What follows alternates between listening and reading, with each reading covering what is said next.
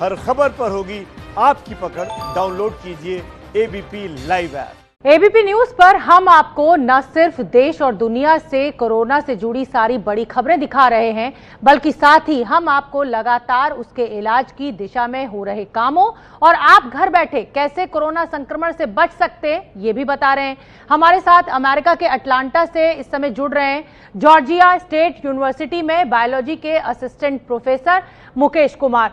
Doctor Mukesh Kumar, मैं आपसे ये जानना चाहूंगी कि कोरोना से लड़ने के लिए इस समय अगर कोई दो रास्ते हमें दिखाई देते हैं तो पहला तो या तो हम वैक्सीन ढूंढें या हम दवा खोजें। वैक्सीन ढूंढने में भी समय लगेगा, दवा खोजने में भी समय लगेगा। आपका दावा है कि अर्थराइटिस की दवा से उपचार किया जा सकता है, कुछ आप जानकारी हमें देंगे?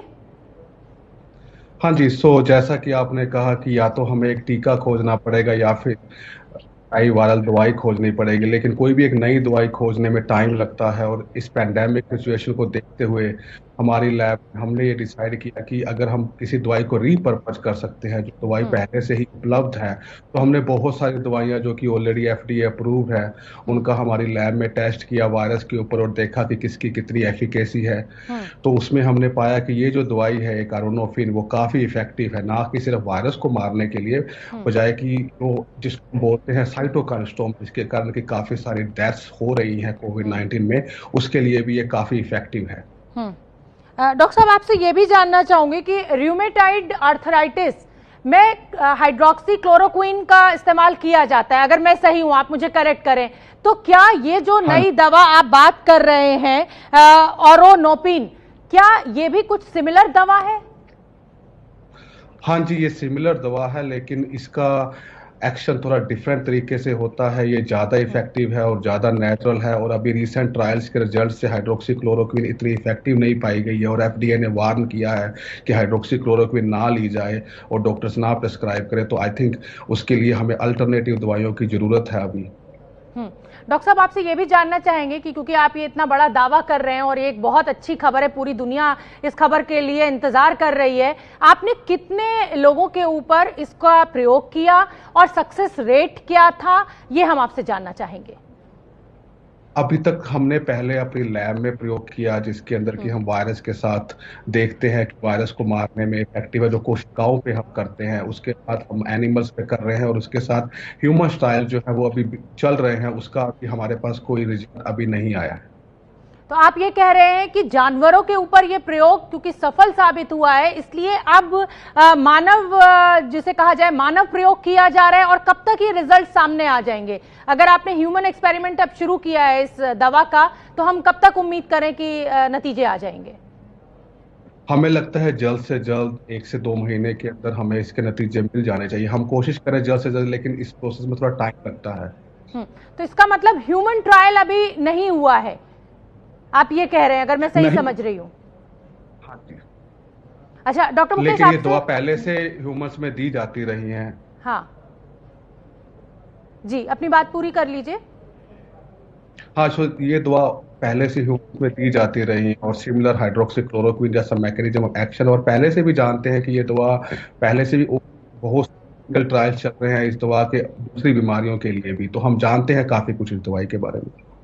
जी डॉक्टर मुकेश, जैसा कि अब आप हमें बता रहे हैं कि क्योंकि इसका ह्यूमन ट्रायल अभी नहीं हुआ है, अमेरिका की सरकार के साथ, उनके वैज्ञानिकों के साथ मिलकर क्या अब आप ह्यूमन ट्रायल की दिशा में आगे बढ़ गए हैं, और कितना इंतजार और करना होगा इस ह्यूमन ट्रायल के लिए हमें?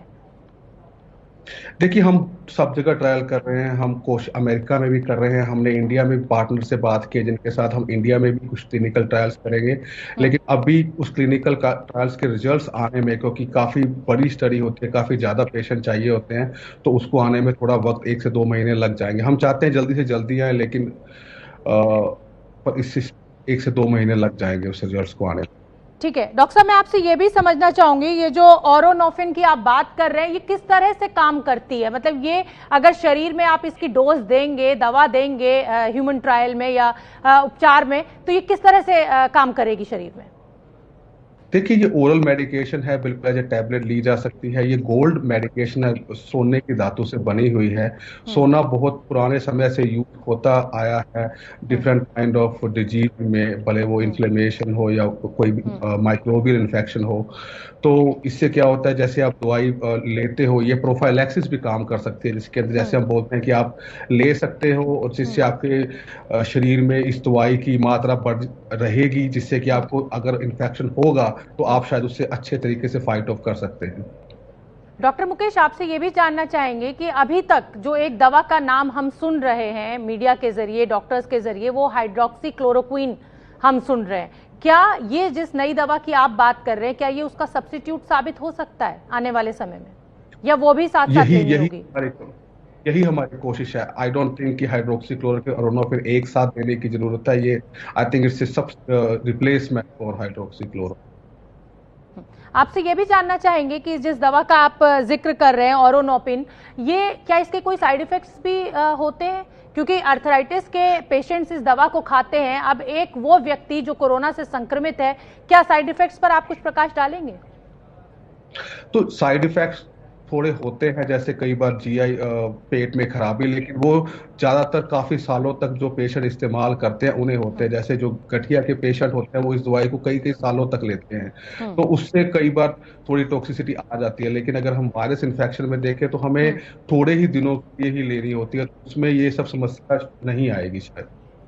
डॉक्टर साहब, मैं आपसे ये भी जानना चाहती हूँ, बहुत सारे ऐसे पेशेंट्स होंगे जो अर्थराइटिस के मरीज होंगे, गठिया की समस्या से वो जूझ रहे होंगे, वो ये दवा पहले से ले रहे हैं, तो क्या उनमें इस वायरस के अटैक के चांसेस कम हैं? ये कहना बहुत मुश्किल है। इसके लिए आई थिंक हमें डेटा कलेक्ट करना होगा कि कौन से लोग ऑलरेडी ले रहे हैं। गठिया के लिए बहुत सारी दवाइयां उपलब्ध हैं, तो बहुत सारी डिफरेंट दवाइयां हर लोग ले रहे हैं, तो हमें ये नहीं पता कि कितने पेशेंट इस स्पेसिफिक दवाई को ऑलरेडी ले रहे हैं। डॉक्टर मुकेश, आपसे ये भी जानना चाहेंगे कि आप इतना बड़ा दावा कर रहे हैं, इस दवा ये कारगर होगी कोरोना के इलाज में, ये आइडिया आपको कैसे आया कि गठिया की जो दवा है वो कोरोना में कारगर हो सकती है? देखिए, अलग अलग हम बहुत सालों से रिसर्च कर रहे हैं वायरस पे। कोई ये वायरस तो अब आया है, मेरी लैब पिछले 10 से 15 साल से वायरस पे रिसर्च कर रही है। हमने पहले भी काफी डिफरेंट मेडिकेशंस पे ट्रायल किया है। तो अभी जो हमारा टारगेट था, हमने काफी सारी दवाइयां सेलेक्ट की थी जो कि सिमिलर एक्शन है, जैसा कि हाइड्रोक्सीक्लोरोक्विन, या जो हम देखते हैं कि शायद इफेक्टिव हो सकती है। तो उसको काफी करने के बाद हमें लगा कि ये वाली जो है वो सबसे ज्यादा इफेक्टिव है।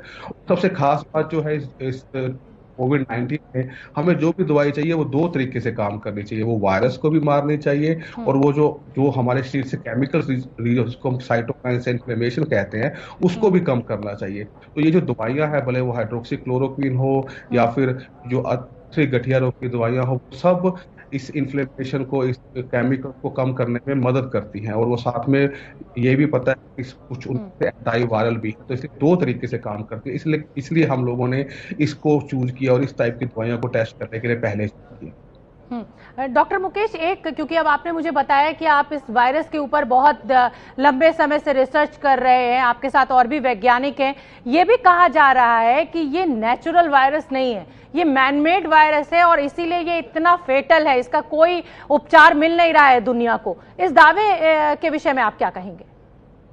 मैं इस दावे को बिल्कुल भी नहीं मानता एज ए वायरोलॉजिस्ट। ये दावा बिल्कुल भी सही नहीं है। एटलीस्ट मुझे लगता है ये दावा बिल्कुल भी सही नहीं है, और ये इतनी फैटल डिजीज भी नहीं है। तो अगर मैन मेड होती, तो अगर if I am a virologist, अगर मुझे बनानी है तो मैं काफी डेंजरस वायरस बना सकता हूँ। ये इन जनरल देखते हैं तो उतना डेंजरस नहीं है, उतने लोगों को नहीं मारता है। तो अगर मैन मेड है तो do better job, right? So I don't think so कि ये मैन-मेड है। I think natural. पहले भी बहुत से कोरोना वायरस ऐसे ही एनिमल से या फिर पहले भी आए हैं, ह्यूमंस में सारस आया है, एमर्स आया है, तो कोई नया नहीं है। तो आई डोंट थिंक सो कि ये कॉन्स्पिरेसी थ्योरी राइट है। डॉक्टर मुकेश, मैं क्लैरिफिकेशन और चाहूंगी, क्योंकि अब आपने ये बताया कि गठिया के इलाज में जिन दवाओं का इस्तेमाल होता है उससे कोरोना वायरस का अंत हो सकता है, तो कहीं ऐसा ना हो कि अफवाह फैले और लोग इस दवा को खत्म कर दें दुकानों पर। तो ये आप एक बार फिर मेरे दर्शकों के लिए साफ कर दें कि अभी इस दवा का ह्यूमन ट्रायल नहीं हुआ है और अभी ये नतीजे आने बचे हुए हैं। हाँ जी, तो इसका भी ह्यूमन ट्रायल नहीं हुआ है। आप कोई भी कोविड-19 की दवाई आपको अपने से नहीं लेनी चाहिए, ये आपको हमेशा आपके चिकित्सक की देख रेख में लेनी चाहिए। अगर आपका चिकित्सक चाहे तो वो आपको ये दवाई या कोई और दवाई भी प्रेस्क्राइब कर सकता है, उसकी देख रेख में आप लीजिए, कोई दिक्कत नहीं है, लेकिन अपने से आप कोई भी दवाई लेने की कोशिश ना करें। बहुत बहुत धन्यवाद मुकेश कुमार, हमसे बात करने के लिए, एबीपी न्यूज के लिए आपने समय निकाला।